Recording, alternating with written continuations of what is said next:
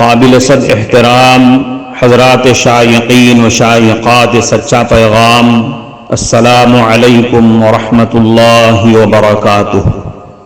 آج کی محفل میراث النبی کے نورانی پروگرام میں آپ کا استقبال ہے۔ اہلا و سہلا مرحبا۔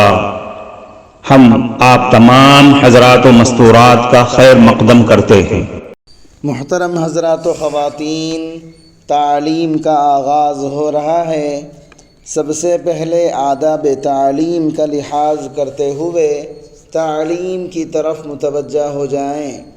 پورے دھیان سے سننا، عمل کی نیت سے سننا اور تبلیغ کی نیت سے سننا، یعنی سنی ہوئی باتیں دوسروں تک پہنچانے کے جذبے سے سننا چند خاص آداب تعلیم ہیں۔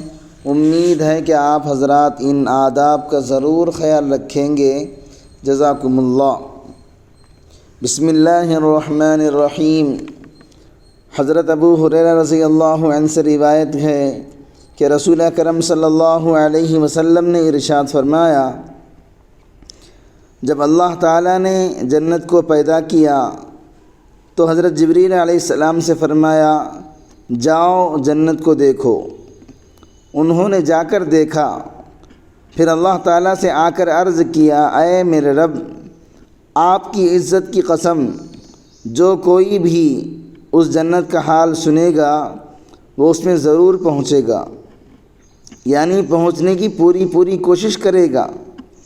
پھر اللہ تعالیٰ نے اس کو ناگواریوں سے گھیر دیا، یعنی شرعی احکام کی پابندی لگا دی جن پر عمل کرنا نفس کو ناگوار ہے۔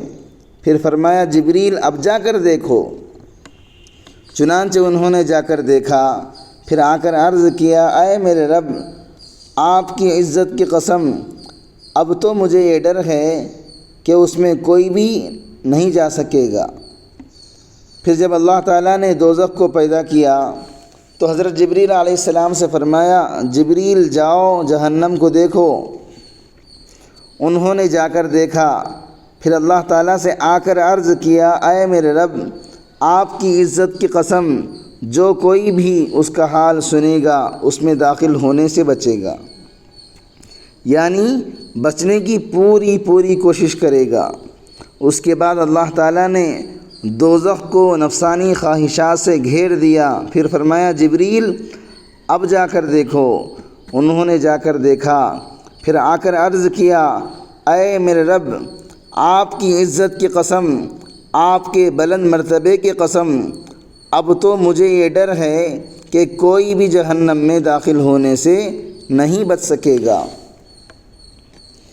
حضرت ابو ہریرہ رضی اللہ عنہ روایت کرتے ہیں کہ رسول اکرم صلی اللہ علیہ وسلم نے ارشاد فرمایا، 7 چیزوں سے پہلے نیک اعمال میں جلدی کرو۔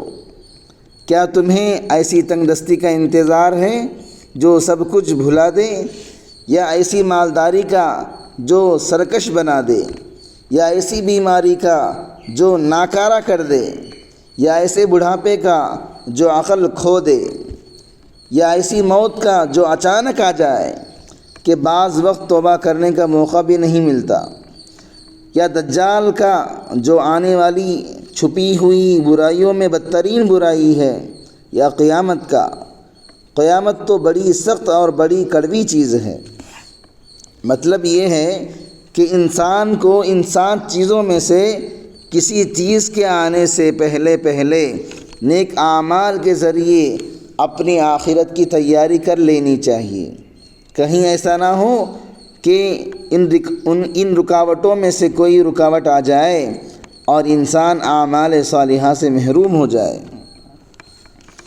حضرت انس بن مالک رضی اللہ عنہ روایت کرتے ہیں کہ رسول اکرم صلی اللہ علیہ وسلم نے ارشاد فرمایا، میت کے ساتھ 3 چیزیں جاتی ہیں، 2 چیزیں واپس آ جاتی ہیں اور 1 چیز ساتھ رہ جاتی ہے، گھر والے، مال اور عمل ساتھ جاتے ہیں۔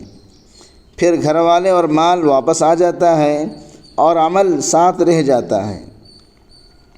حضرت عمر رضی اللہ عنہ سے روایت ہے کہ حضور صلی اللہ علیہ وسلم نے ایک دن خطبہ دیا جس میں ارشاد فرمایا غور سے سنو، دنیا ایک عارضی اور وقتی سودا ہے اور اس کی کوئی قدر و قیمت بھی نہیں ہے، اس لیے اس میں ہر اچھے برے کا حصہ ہے اور سب اس سے کھاتے ہیں۔ بلا شبہ آخرت مقررہ وقت پر آنے والی سچی حقیقت ہے اور اس میں قدرت رکھنے والا بادشاہ فیصلہ کرے گا۔ غور سے سنو، ساری بھلائیاں اور اس کی تمام قسمیں جنت میں ہیں اور ہر قسم کی برائی اور اس کی تمام قسمیں جہنم میں ہیں۔ اچھی طرح سمجھ لو، جو کچھ کرو اللہ تعالیٰ سے ڈرتے ہوئے کرو، اور سمجھ لو تم اپنے اپنے اعمال کے ساتھ اللہ تعالیٰ کے دربار میں پیش کیے جاؤ گے۔ جس شخص نے ذرہ برابر کوئی نیکی کی وہ اس کو بھی دیکھ لے گا، اور جس نے ذرہ برابر برائی کی وہ اس کو بھی دیکھ لے گا۔ حضرت ابو سعید خدری رضی اللہ عنہ سے روایت ہے کہ انہوں نے رسول اکرم صلی اللہ علیہ وسلم کو یہ ارشاد فرماتے ہوئے سنا، جب بندہ اسلام قبول کر لیتا ہے اور اسلام کا حسن اس کی زندگی میں آ جاتا ہے تو جو برائیاں اس نے پہلے کی ہوتی ہیں اللہ تعالیٰ اسلام کی برکت سے ان سب کو معاف کر دیتے ہیں۔ اس کے بعد اس کی نیکیوں اور برائیوں کا حساب یہ رہتا ہے کہ ایک نیکی پر 10 گنا سے 700 گنا تک ثواب دیا جاتا ہے، اور برائی کرنے پر تو اسی ایک برائی کی سزا کا مستحق ہوتا ہے۔ ہاں البتہ اللہ تعالیٰ اس سے بھی درگزر کر دیں تو بات دوسری ہے۔ زندگی میں اسلام کے حسن کا آنا یہ ہے کہ دل ایمان کے نور سے روشن ہو اور جسم اللہ تعالیٰ کی فرما برداری سے آراستہ ہو۔ معزز شائقین و شائقات سچا پیغام، آپ کو اندازہ لگ گیا ہوگا کہ یہ مضمون کتنا اہم ہے اور کس قدر فائدہ مند ہے۔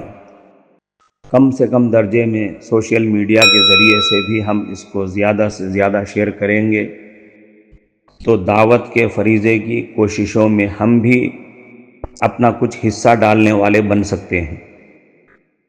لہٰذا زیادہ سے زیادہ اس کو عام کریں تاکہ پوری دنیا کے ہندوؤں کی غلط فہمی دور ہو جائے اور انہیں یہ زمینی حقیقت معلوم ہو جائے، اور وہ اپنے اصل مذہبی لیڈر پیغمبر آخر الزماں حضرت محمد الرسول اللہ صلی اللہ علیہ وسلم کو ماننے پر مجبور ہو جائیں اور کلمہ پڑھ کر آپ کے ساتھ ساتھ وہ بھی جنت میں جانے والے بن جائیں۔